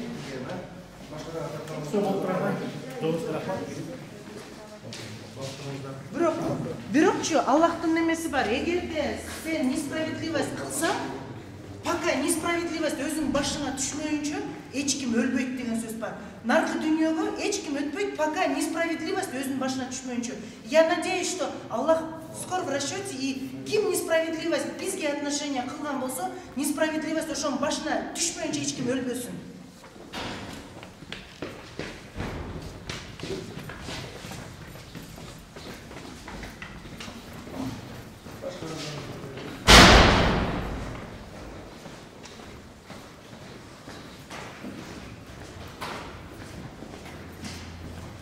Мен бир немем бар да, бир оюм бар. Эмнеге 10 жыл мурда болгон сот, 10 жылдан да ашып кетти, 10 жыл мурда болгон сотто эмнеге ошону апелляция кылышып, туура эмес болду деп кызыл китепти эмнеге жокко чыгарбайт? Ошо моментте, когда бекер берген кезде жокко чыгарышпайбы? Эмнеге биз 10 жылдан кийин сатып алып, акчага сатып алып, кызылдай болуп кыйналып, ошонун баарын сатып алып, жерлерди неме иштетип, бирдемкелерди салып, үйлөрүбүздү сатып, машиналарыбызды сатып, ушундай бир нерсе кылгандан кийин эми жокко чыгарабыз деген. Эмнеге ушунча жылдан бери прокуратура уктайт? Эмнеге ошончо жылдан бери депутаттар уктайт? Эмнеге ошончо жылдан бери соттор уктайт? Эмнеге ошонун баары соттон ошондо чечилген дагы сот чечет деп атат, а бирок кайта эле биерден азыр прокуратуранын сөзү боюнча сот чечет деп атат. Эмнеге ошо сот никудышный болуп калды, а эми жаңы сот кудышный болуп калыш керек? Почему? Менде суроо ошондой да, почему ошол сот никуда уже чечими жарабайт, а азыркы соттун эми чечими жараш керек? Эмне үчүн 10 жылдан бери баары укташып жатышып, даже прокуратура Эмнеге уктап жатат 10 жылдан бери?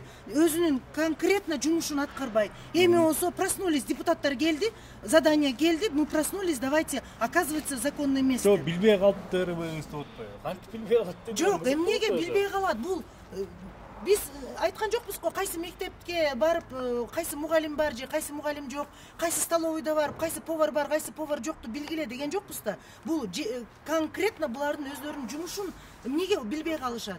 Булар билиш керек да, бул алардын жумушу болуп аткандан кийин. Мен просто буга чейин ушундай бир надеждам дагы деле өлгөн жок. Садыр Нуркожоевичке дагы деле надеждам өлгөн жок. Кайрылуу кылам, Садыр Нуркожоевич, бул бизге караталуу аябай несправедливый нерсе болуп атат.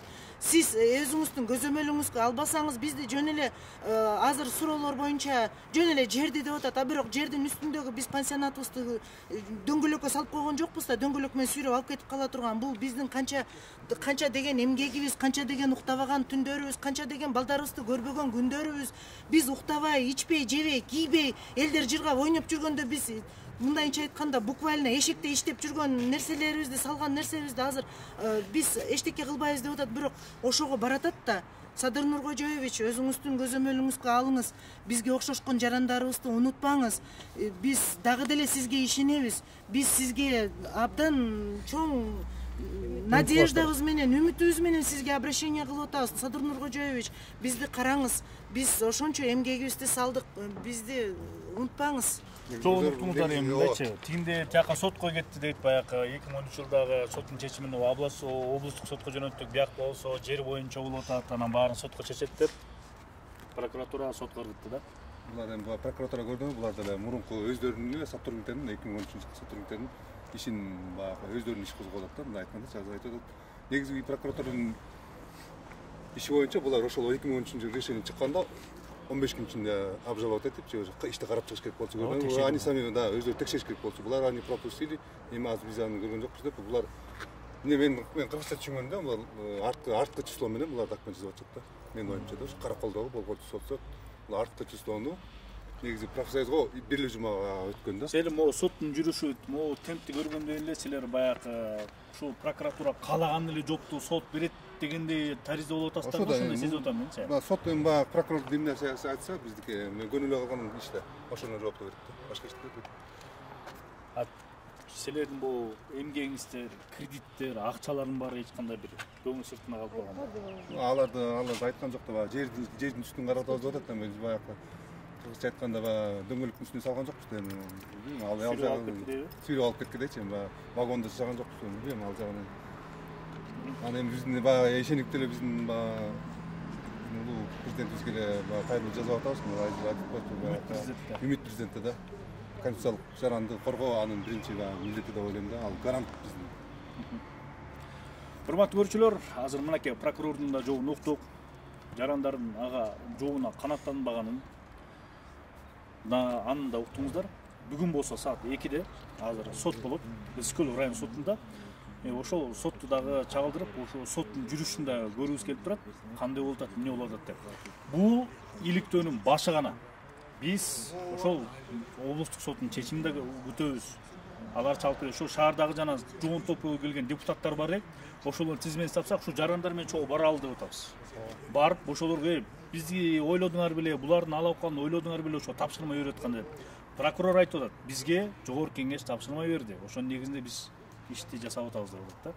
Ушунун баарын тактаганга аракет кылабыз. Бүгүн болсо азыр ушу саат 2-де сотту тартабыз. Бул болсо бул иликтөөнүн башкы гана бөлүгү болду.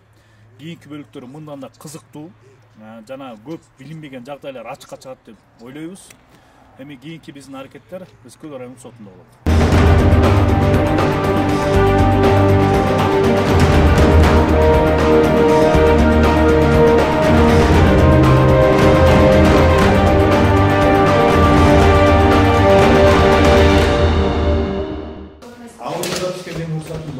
Мен видео камерага эле уруксат сурашым керек. Бул урматтуу вакилдер, соттун кызматкерлери. Жок, бул эми жарандык иштер.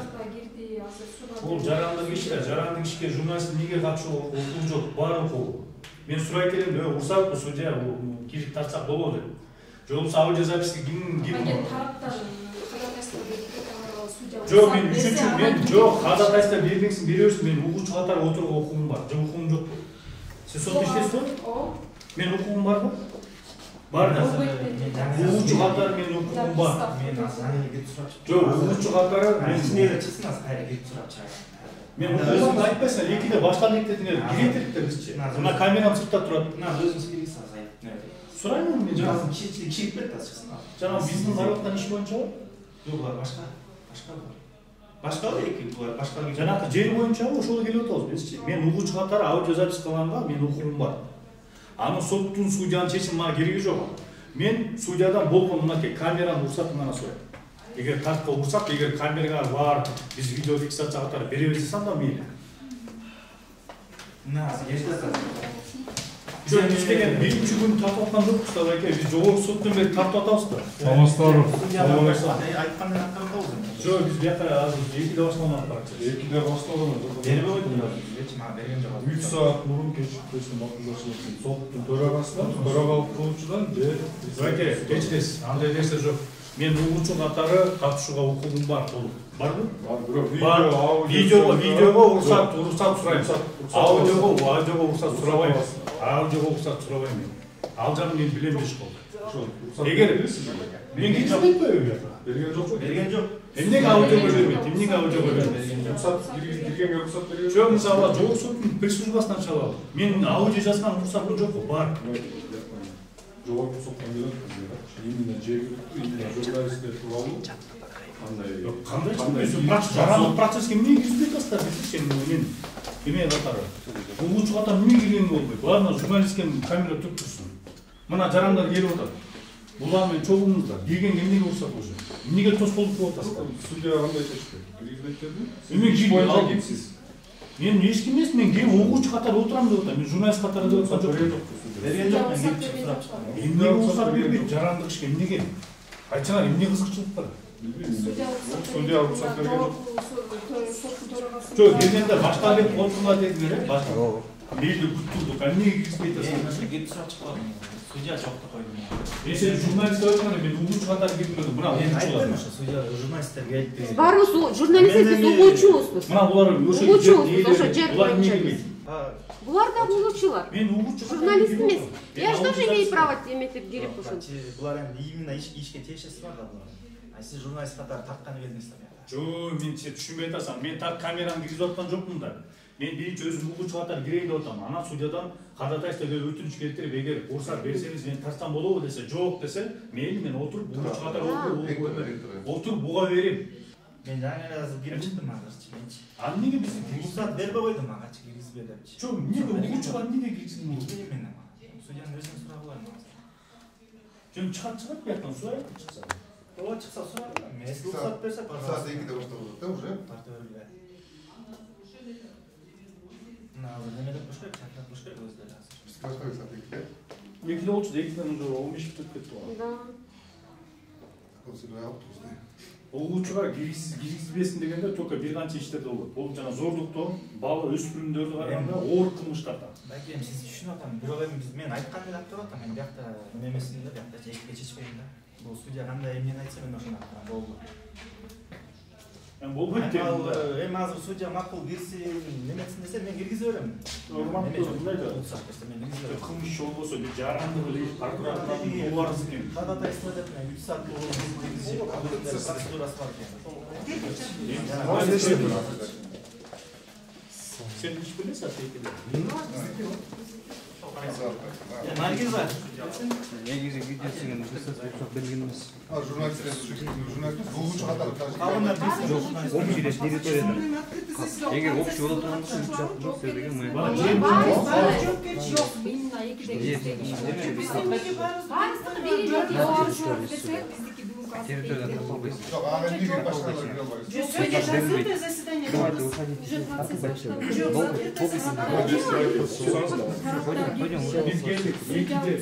Все вопросы туда есть.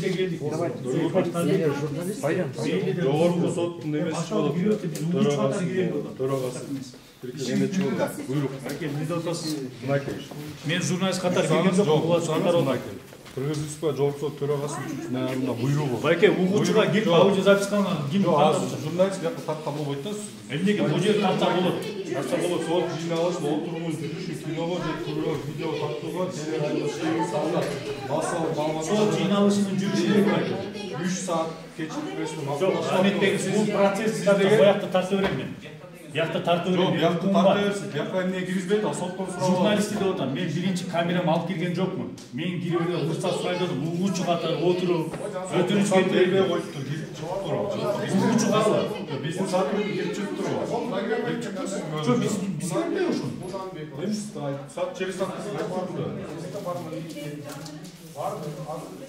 Ускору ушинтип писаттар угуучуга да кирбейт деп айтат. Бул туура эмес. Экидеги фамилиясы бар да киши болду. Фамилия бар киргизбейт.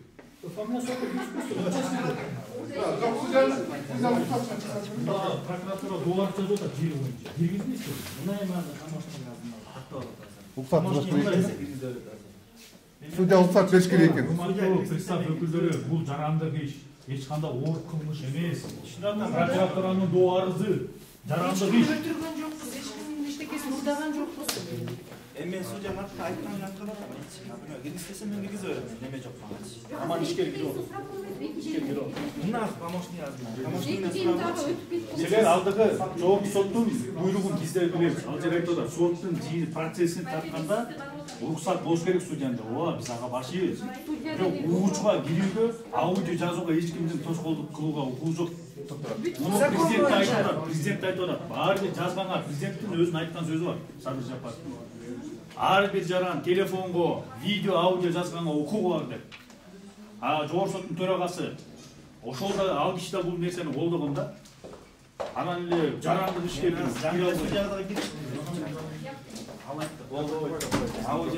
2-деги кишиге эмне 2-деги кишиге бул время даже болбойт экен. Бизде баягы күнү сотко келгенде, минус 30 градус болгондо да сотко келдим мен. Сотко келгенде эч ким келген жок башка. Анан эмне болду? Просто эле знакомство деп туруп, неме сотубуз жарым саат бизди күттүрдү, анан сот башталды. Хотя биякта бизден үйүбүз жок, жашай турган, келип, үшүп, тоңуп, бул жерде отуруп, анан кеттик. Азыр силерге отложение болуп кетти. Азыр чат секретарь чат немесине. Без его вызова отложения. Да, представьте, у нас например, 3 Боо мына 2 сотрудниктин айынан кечип өтөт мына. 2 сотрудниктин айынан кечип кире албай кечип өтөт мына. Ошол Кире албай эмес, жаңы эле кирди байке. Жаңы эле келди. Жактан жазып атат. Камераларыңарды бар, поднимать этсеңер. Камераларыңарды поднимать этсеңер. Эмне кирген жоксуз? Экиде деп айтсак киргизбейт болсоңуз. Айтмай жакшы айтпадым ба? Экиде жакшы айтпадым. Биякта турат, фамилиясы бар десем киргизбей коет. Журналистти киргизбей коюптур. Ошол мактап эле турбайбы? Жок, турбады. Мен сурадым жакшылап байкесин. Журналист силиндер чочулуп атасыздар. Жок, бизде деле өзүбүз айтып атабыз. Ол байке журналист келсе эле жаап эшикти коргоп туруп ал деген неме бар. Буйрук бар. Жок, мен угуучу катары Болду, процесс азыр бүтүптүр. Отложение давайте выходим. Жок, андан кийин время ушуна келе албасак эмне болот? Азыр айтат секретарь. Айтсынчы. До этого же надо говорить. Биз өтүнүштөрүбүздү кимге калтырышыбыз керек? Канчасын отложка болду айтып койчу асыл. Датасын айтып койгончу, убактысында. Ошко барып кайра келиш керек экен да. Жолун телефон.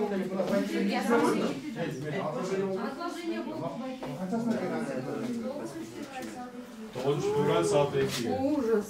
А эртеңкилер тоже отложканы сразу айтып койгон. Биздики да 15-нде сот болот, биздики да отложкага ошондо. Жок, силер келесиңер да өзүңөр. А эртең келсе, например, 15-нде келсе кайра отложка десе. Мен уксаңар, мен уга турган киши барбы? Кимге айтсак болот? Өтүнүштү кимге чыгасак болот? Жок, биздики тияктагы. Ошакка барбы? Эжеке, сиз ошакка барыңыз. Siz Ocak'ta sekreterin Ocak'ta судьясына барсаңыз Biz barız bir жұмышпен келгенбіз. Эжеке, сиз бир жұмышпен келсеңиз судьяларды башкарганыңызда, сиз Ocak'ta секретарына барыңыз, Ocak'тын помощникине барыңыз. Жоқ, сен бізді ұмытып көріп да қалағандай Өте урматтуу келгилер, біз бияққа келеміз анан отложка. Экиден бери 10 мүнөт кечип калса, атайын оштон бери соттук процесске акшамда келген адамдын ишин 9 февралга жылдырып салган. Журналисттер келдилер, бизди киргизбей, судья Жантуров Элнура журналисттер кирбесин деп пристав өкүлдөрүнө буйрук берди. Биз мейли камерага кирбесин, биз өзүбүз кирип уруксат сурайлы. Аудио запись кылалы десек дагы ага да ал эле эмес, соттук процесс дагы 9 февралга жылып кетти. Жогу кел бардыңмы турган. Процесс бүттү. Мына видеосын алдым. Процесс келген бүт бар. Нет, за то, что процесс отложили, почему долго не предупредили? Вот мой вопрос. Оштон бери келген, например, алыс жерден кичинекей бала. Надо же про отложку. Смотрите, про отложку надо было предупредить заранее. Азыр мен жолумду, то, что я нянькама баламды чытадым, ким төлөп берет? Судья төлөп береби? Вот мой вопрос. Насчет отложки надо предупредить. Минимум рабочий 3 дня. Извините меня. Азыр мен келдим. Давайте оплачивайте мне за дорогу, за то, что я няньку оставила, за то, что я до сюда приехала, деньги потратила на такси. Она так бергили акчаны. А что подчикала? Это что такое? Проводите. Жөнеле проводите и все. Эмкиде келсе кайра отложка бизде кайра акчаны бар ким төлөйт? Ну вы сейчас вот так прям спокойно проводите. Баргыла кетти бергиле. Что же это? Той болуп Есть вариант? Нет, ушуга чейин келдик. Экидей кишини киргизиш керексиңер да, извините меня. Экидей киши спросите, откуда приехал. Кимди киргизесиң? Эгер судья уруксат бербесе, биз эчимди киргизе албайбыз. А то, что отложку за 5 минут айттыңарбы? Ага чейин айтсаңар болбойбу? Нет. Отложит или рассмотрит. А это по желанию судьи, значит, да? Судья. Азыр башлат. Ой, отложку сделайте, я по своим делам поеду. Андай вопросты процесс. Или что-то прям говорите, что не отложка должна. Андай вопрос только к судье, бизге эмес. Ну вот пусть она тогда ответит на это. Из-за чего отложка? Или где-то митинг был, или какой-то сош был, или из-за чего отложка? Или у нее надо к родителям поехать, или кто-то умер. Обоснование болсын, да, обоснование. Ичким. Бар, вот экидей киши почему до 3 тогда киргизген жок? 3:30 болгон кишиге тоже отложка вы айтпайсыңарбы? Жоқ, эмнеге чакырып? Үч жарымдагы тоже отложка вы или нет? Говорите тогда. Эртеңби? Неге сиз судьяны айтканыңызда бунун документи Тактайланда биякта мына 3:30. Эртеңки не говорите, отложка барбы, жокпу, чтобы я здесь за гостиницу не оплачивала. Ну представьте, гостиницага, смотрите, азыр отложка болдуңар, мен гостиницага төлөп атам. А ким төлөйт анданы? Эртең я приду с 3:30 и скажете, отложка, иди. Ал вопрос айтып атпаймынбы, доктор судьяга бересиз. Эмнеге? Даже ваши отношения вот так. Баарыңардын отношениялар кете берди. Биз менен сатекиге кечпегенбиз. Сен мусорго сүйлөгөндөйсүң. Чык. Просто айтып кетти. Се азыр эми сүйлөшүп. Вот нет, пусть экидеги кирсин, отложка нуксан. Из-за чего отложка? Жок, азыр бүттү да процесс. Как то бүттү? Процесс отложили. Спросите, каяктан келди? Потому что вы не пустили отложение процесс А как жоопкер биякта жүрдүк? Мына турбай. Жоқ, каяктан Камеру поднимите, камеру поднимите.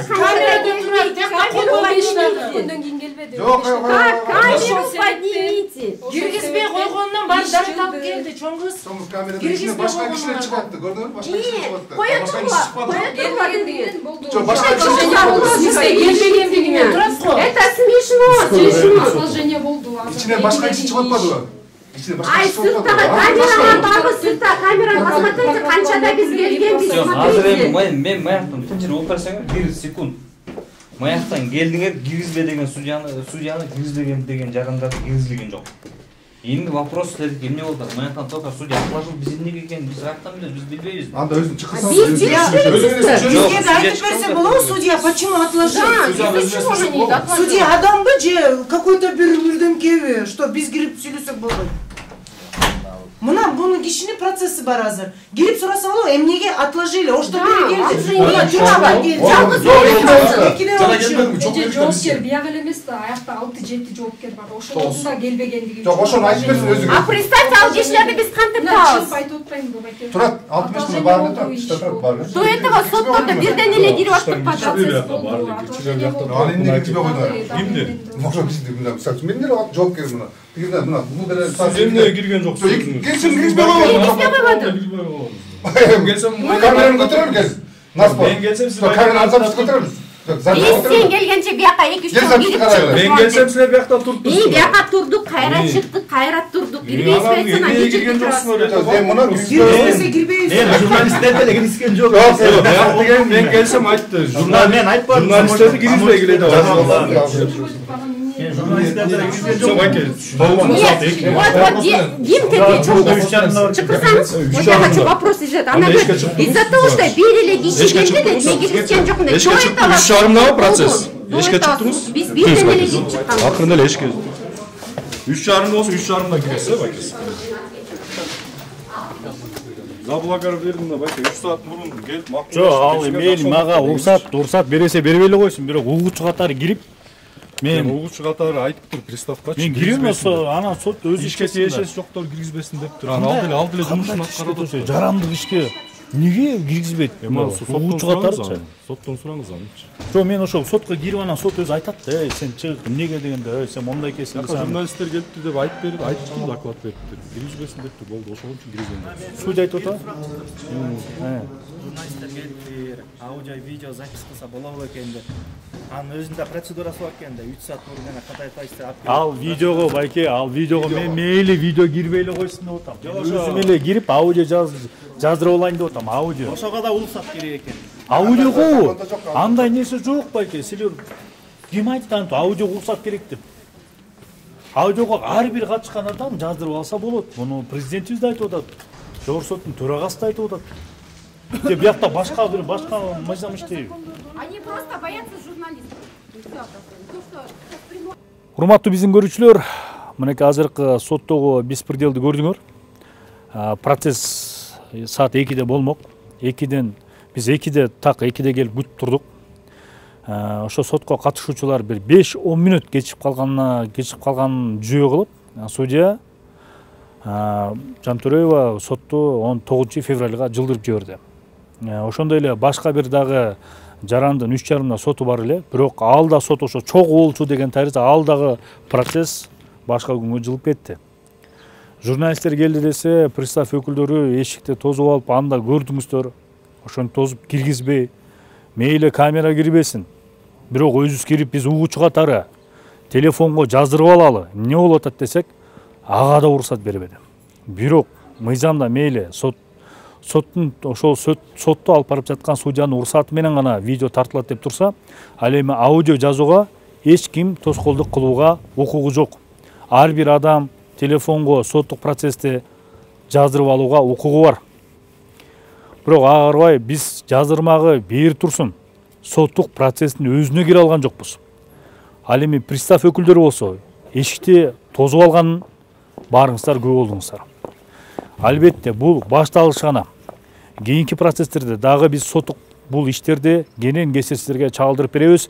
Бул биздин Ысык Көл областынын Ысык Көл районундагы жер талаш маселеси боюнча биринчи гана бөлүгүбүз, биринчи гана чыгарылышыбыз болду. Кийинки бөлүдө көрүшкөнчө сак саламат болуңуздар.